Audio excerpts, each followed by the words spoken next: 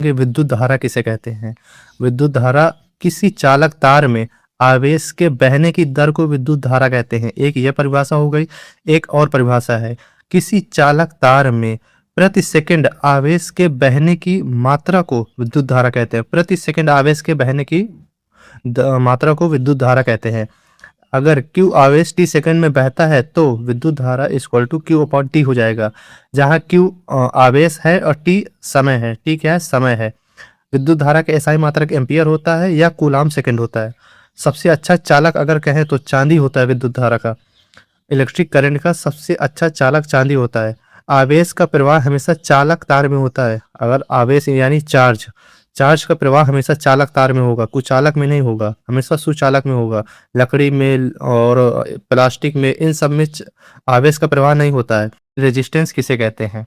विद्युत धारा के मार्ग में अवरोध उत्पन्न करता है रेजिस्टेंस, अर्थात यह करंट को फ्लो होने से रोकता है।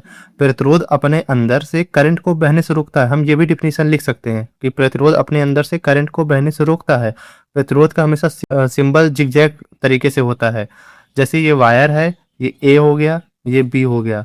ये ऐसे वायर है, यहाँ से कोई करंट फ्लो होता है तो रेजिस्टेंस क्या करेगा? करंट को कम कर देगा, लो कर देगा।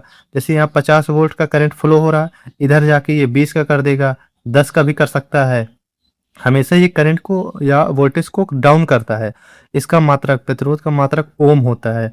R equal to V upon I इसका फॉर्मूला होता है। R equal to V upon I, ये फॉर्मूला भी ओम के नियम से लिया गया है। ओम का नियम क्या था? V equal to I into R. अब देखते हैं हम श्रेणी क्रम प्रतिरोध क्या होता है। सीरीज प्रतिरोध, series resistance and parallel resistance. Series resistance का फॉर्मूला होता है R equal to R1 plus R2 plus R3। इसका मतलब होता है कि अगर कोई वायर है उसमें सीरीज में 2-3 प्रतिरोध लगे हुए हैं, जैसे ऐसे करके ये प्रतिरोध लगे हुए हैं R3, R2, R1, ये कहता है। और पैरेलल प्रतिरोध का मतलब होता है 1/R इक्वल टू R1